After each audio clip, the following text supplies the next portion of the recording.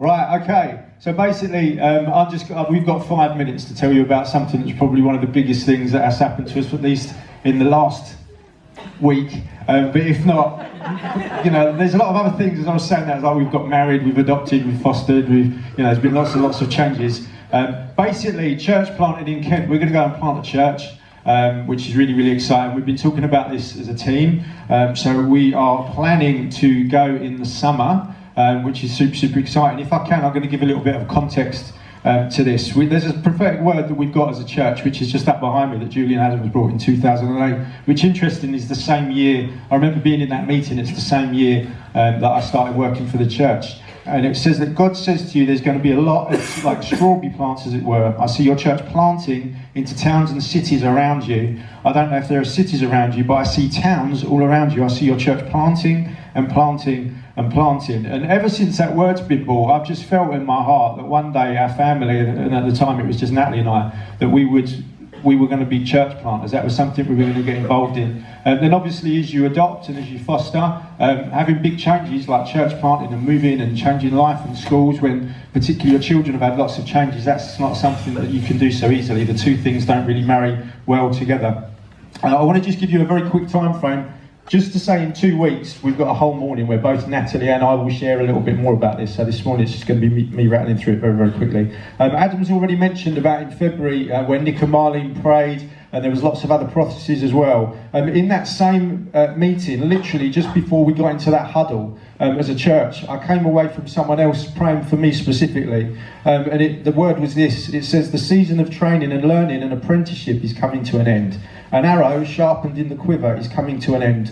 The archer, the Lord, is taking you out of the quiver and he's putting you in a bow ready to shoot you out and to be what he's called you to be. A season of training and apprenticeship coming to an end, and you're about to move into new things and be shot out to start new things. And so I hadn't really clocked that prophetic word, but then going into this other huddle and getting prayed for, I'm not sure if Rhonda remembers, but I was in bits already in the car before, because Nick and Marlene had just been bombarding us with prophetic words, and I was just like really feeling like God was calling us into something new.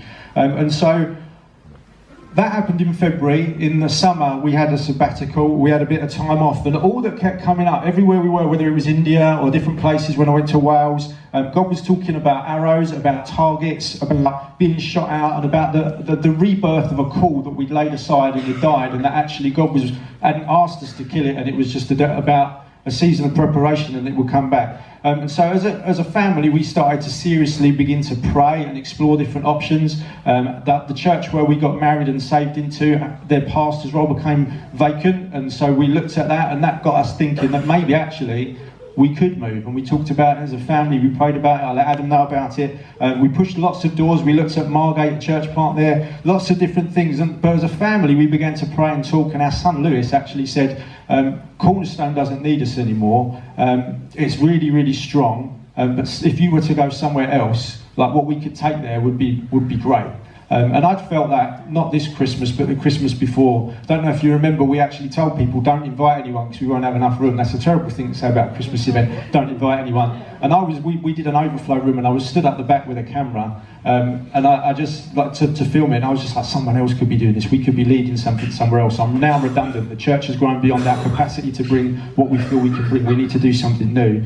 And so as a family, we began to explore something new. I had some chats with Adam and with Julian, we began to talk about it, and then Adam just said, it sounds to me like you need to start thinking about church planting. And then the penny just dropped about all the things that God had been talking about. I went home, shared it with Natalie. Then the week after, I went to a pioneering church planting conference in Malaga. And God basically, I was there with Susie and Acacia and a few others, Tom and Jasmine. I got prayed for, hit the floor, fell on the floor, pinned to the floor for about 40 minutes. And I had an encounter with God that I can't put into words. But God spoke to me and showed me lots of different things. And one of the things he showed me was about the name of the church that we'd already started talking about what it would look like. To the point where I went back up to the hotel room and I rang Adam and I told him the name, and I also rang Natalie. Rang Natalie first, she's my wife, so I rang Natalie first.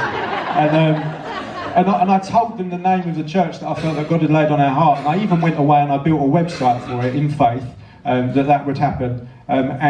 So, Hope Church Sittingbourne! Yay!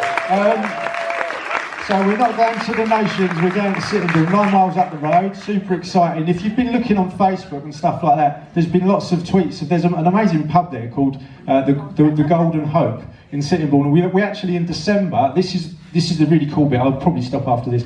On the 6th of December, we gathered 23 leaders from across Relational Mission in Kent to talk about church planting. And there was like talk about church plants in lots of areas, like maybe Dover, Margate, and we were there to talk about Sittingbourne. We were already sort of half convinced that it would be Sittingbourne. We told no one about what we thought the name would be, other than a handful of people, literally like less than the amount of numbers on my fingers on my hand. And as we went out and prayed in Sittingbourne, 23 leaders, there was a group of about 6 of us that all gathered just outside the cinema opposite the council building, Swale Council offices. And Natalie was praying about the pub called the Golden Hope, and she said, like, Jesus needs to be the Golden Hope of Sittingbourne. And then one of our friends, Dave King, who leads the New Frontiers Church, New Life in Tunbridge Wells, he just said, I really feel like there's something about the name Hope. I feel like the church needs to be called Hope Church.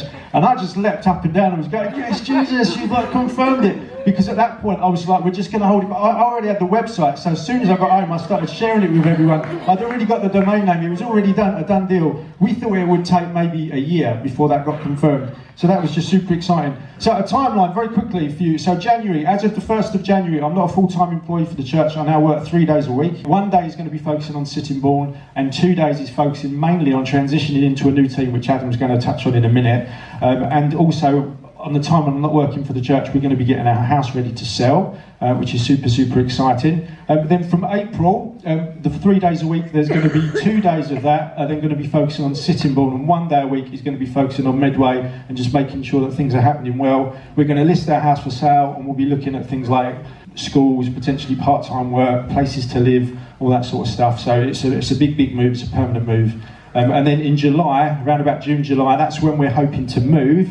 And at that time, I will be de-eldered. I will no longer be an elder of the church. There'll be Adam and Julian and potentially others coming through. We're not too sure yet what that looks like. And so that's kind of the time frame. It gives us like 6 months, 7 months. As you can imagine, it's super crazy. We've known since like October, and it's already started in my heart, as you can imagine. Like, I'm already there. And so, you know, if you want to talk to me about anything, if it's not about Sittingbourne, I'm starting to, you know, it's really difficult. I love what's going on here, but my heart's getting drawn elsewhere already. So there we go. That's it. So you'll hear more in 2 weeks.